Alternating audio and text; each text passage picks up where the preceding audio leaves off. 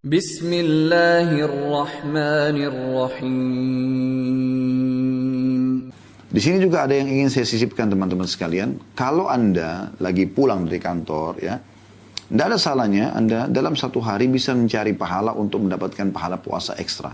Yaitu dengan membuka puasakan orang lain. Misal Anda beli air mineral, Anda taruh di jok, di bawah, di tempat penyimpanan, di bawah jok kursi motor Anda atau di sebelah Anda kalau di mobil, di kursi sebelah Anda siapin beberapa air mineral mungkin yang dibungkus dengan kurma misalnya, itu bagus ya. Kemudian Anda bagi-bagikan ke orang di pinggir jalan untuk mereka berbuka puasa. Nah itu juga sangat baik ya. Ibu-ibu juga bisa berbagi dengan musola atau masjid dekat rumah, kirimkan teh, kopi, kue-kuean supaya dapat pahala. Karena kata Nabi SAW, "Man fattara sha'iman", siapa yang buka puasakan orang yang berpuasa, karena lahu mithlu ajri sha'imin ghairi an yanqus min ajri sha'imin syai'a. Dia akan dapat pahala sempurna seperti pahala orang yang puasa tanpa dikurangi sedikit pun dari pahala orang yang puasa itu. Jadi kita raih kesempatan ini. Kemudian setelah itu, ya, sebelum azan lagi fokus berdoa. Mungkin 15 menit Anda khususkan itu berdoa. Karena mungkin tadi doanya masih belum terlalu fokus, sekarang fokus ya. Sampai menjelang azan. Dan ini penting. Jangan sampai teman-teman sekalian kita baru mau mulai berdoa pada saat sudah dikumandangkan azan. Itu sudah saatnya berbuka puasa. Karena kata Nabi SAW, manusia terus dalam keadaan baik selama mereka ya menyegerakan buka puasa dan juga sahur. Ya. Maaf, selama mereka menyegerakan buka puasa dan menerambatkan sahur. Di dalam hadis yang sahih riwayat Ibnu Majah nomor 1381 kata Nabi SAW, la yazalun nasu bi khairin ma ajjalul fitra wa akharus sahur. Manusia senantiasa dalam keadaan baik, sehat badannya, normal juga dia melalui waktu-waktu puasanya selama mereka menyegerakan berbuka. Azan saatnya buka puasa, bukan berdoa lagi pada saat itu. Bismillah Anda makan. Sunnahnya makan kurma, kemudian Anda minum air. Lalu Anda baca, "Dhahabat dhama' wabtalatil uruq wa thabatal ajru insyaallah." Telah hilang dahaga kami ya. Dan telah basah urat-urat dan juga sudah dicatat pahala-pahala ya. Jadi ini yang Anda baca. Ya, setelah Anda berbuka puasa ingat buka puasa ini baca doa, jangan lupa ya, "Dhahabat dhama' tadi. Wabtalatil uruq wa thabatal ajru insyaallah." Ya. Baik, setelah itu, jangan buru-buru makan yang berat, teman-teman sekalian. Cukup itu. Minum seteguk air, makan beberapa butir kurma, seteguk air atau segelas air gitu kan. Anda mau air dingin boleh, air hangat boleh, Anda mau minum teh boleh. Mungkin makan sedikit snack kalau Anda mau makan kue-kue ringan. Itu aja dulu. Jangan langsung nasi, ya, sup, kari, berat langsung. Jangan seperti ini. Karena buka puasa bukan ajang balas dendam sebagaimana kami jelaskan tadi. Anda sholat maghrib dulu ke masjid supaya tidak ketinggalan. Sama tadi ya. Jawab muadzin, kemudian melangkah ke masjid, kemudian ada juga doa menuju ke masjid ya. Teman tadi belum kita singgung, tapi Anda kalau belum tahu Anda bisa baca doa menuju ke masjid. Cukup panjang sebenarnya, tapi Anda bisa cari tahu insya Allah karena ini bahasanya cukup panjang. Kami sudah bedah di hari Senin sore ya, di kumpulan doa-doa. Ya, minta-minta agar Allah jadikan di hati kita, di penglihatan kita, di pendengaran kita, di tangan kita, semuanya ini cahaya. Menuju ke masjid, sama. Laki-laki di saf pertama. Antara azan dan iqamah berdoa. Kalau bisa sholat qabliyah bagus. Lalu sholat berjamaah dengan imam. Habis itu zikir seperti biasa. Ibu-ibu juga begitu. Habis buka puasa, ajarin juga anak-anak buka puasa dulu yang ringan. Setelah itu baru Anda sholat dulu. Supaya awal waktu, habis sholat, nah perut kita sudah mulai lebih siap, baru kita boleh makan yang berat. Ya. Bahkan berat juga jangan seperti tanda kutip orang yang sangat kelaparan, biasa aja.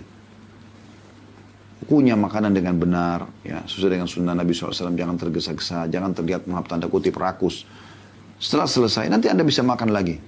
Siap-siap segera, mau mandi bersih-bersih, segera mandi bersih-bersih, lalu kemudian Anda sholat isya. Jangan lupa, sama tadi, wudu sebelumnya, 15 menit sebelumnya, Anda sudah wudu, Anda sudah di masjid, jadi bukan berdesak-desakan nanti susah dapat desak belakang bagi laki-laki, perempuan juga begitu ya.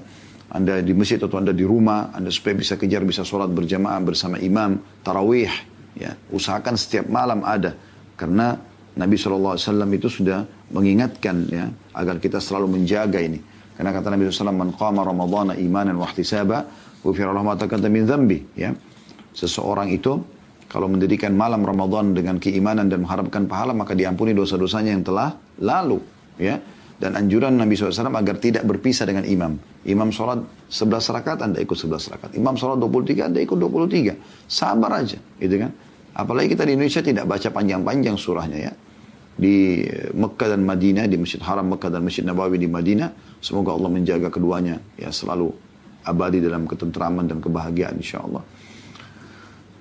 Mereka baca 23 rakaat dan sholat 23 rakaat dan juga ya bacanya panjang. Tapi kita di Indonesia 23 rakaat juga pendek gitu. Kata Nabi SAW, man qama ma'al imami hatta yansarif kutiba lahu qiyamu lailah. Siapa yang sholat bersama imamnya sampai imamnya bubar dari sholat tarawih itu, maka dicatatkan seakan-akan dia sholat semalam suntuk. Dari mulai ba'da isya, 2 rakaat salam, 2 rakaat salam, terus sampai subuh non-stop. Ini berat kan?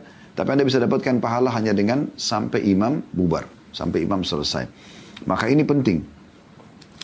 Dan teman-teman sekalian, ya, perlu diperhatikan baik-baik setelah sholat tarawih, ya, setelah sholat witir, maka Anda pulang ke rumah dengan tenang. Lebih cepat tidur lebih bagus. Tapi kalau ada aktivitas, misalnya Anda mau dengarkan majelis ilmu, Anda mau duduk bersama keluarga, sama anak-anak, sama istri, sama suami, berbicara masalah hal-hal yang baik gitu kan, itu adalah hal yang positif. Silaturahim keluarga, menjenguk orang sakit, membantu orang susah, Anda ajak keluarga untuk misalnya bawa sembako, tetangga-tetangga yang orang miskin dikasih, bersedekah selama Ramadan, maka itu hal yang positif gitu ya.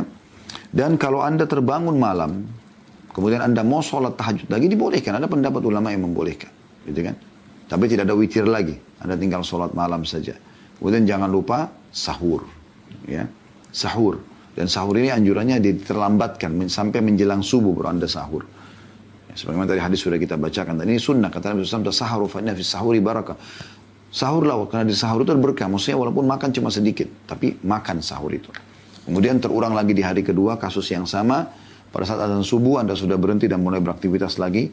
Ya, sebagaimana sudah kita sebutkan tadi. Ya, bahwasanya ini adalah hal yang luar biasa yang harus kita ya, kerjakan dalam keseharian, rutinkan.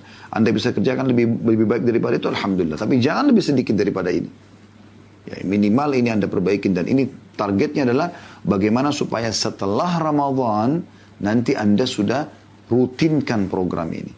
Ramadan akan datang, kita tingkatkan lagi kualitasnya, ya, supaya kita bisa lebih baik lagi dari sebelumnya. Terus begitu. Selama kita masih hidup, Ramadan yang akan datang harus lebih baik daripada Ramadan yang sebelumnya. Ingat teman-teman, penyesalan selalu ada di akhir kehidupan kita.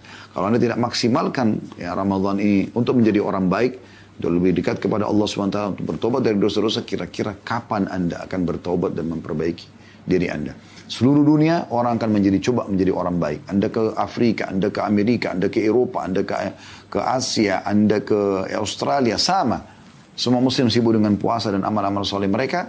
Dan malam hari juga mereka sibuk dengan ibadah. Maka ini saatnya kita menjadi baik. Karena secara massal semuanya muslim coba menjadi orang lebih baik. Dan pesan kami yang terakhir teman-teman. Pada saat di akhir Ramadan nanti. Ya, Anda jangan lupa di 10 terakhir Ramadan lebih giat lagi beribadah. Karena kata Nabi SAW. Atau dikatakan dalam riwayat Nabi SAW itu beriktikaf di 10 terakhir Ramadan. Bahkan di akhir beliau 20 hari. Dan beliau kalau di akhir Ramadan, maka beliau lebih menguatkan ikatan sarungnya untuk beribadah dan membangunkan keluarganya untuk sholat malam. Gitu kan?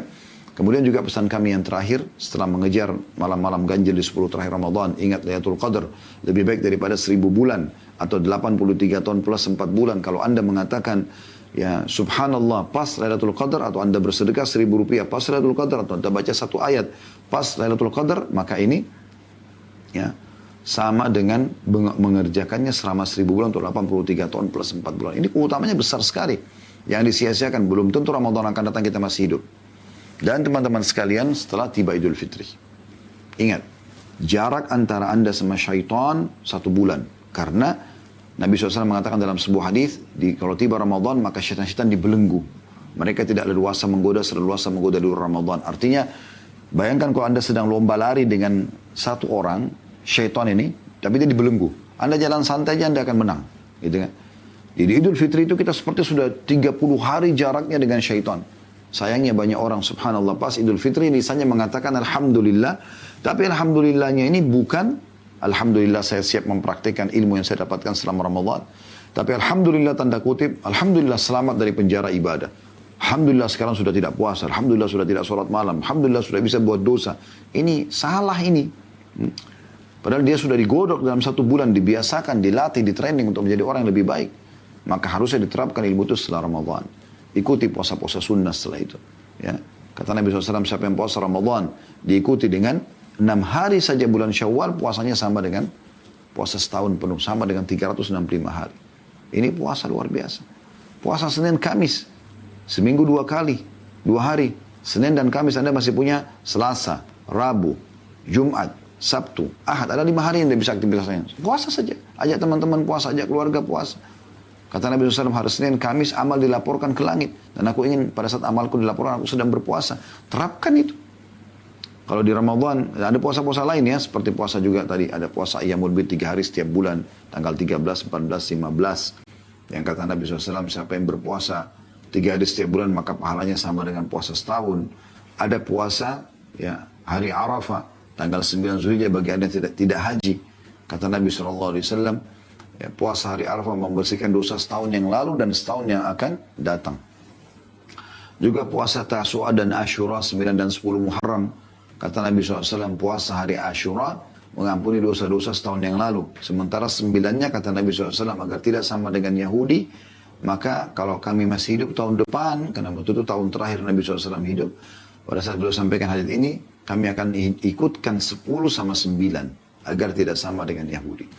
Ini contohnya, gitu kan. Jadi kerjakan ini. Sholat malam, Anda kerjakan juga setelah itu. Jangan tidak kerjakan. Sebulan Anda terbiasa. Tapi kan Ustaz terawih habis Isya lebih mudah. Kalau sholat malam kan kita harus bangun tengah malam. Bukankah Anda bangun sahur? Lalu sudah kita biarkan buat program agar Anda bangun sebelum subuh. Sahur gitu kan. Maka ini diterapkan dalam kehidupan sehari-hari.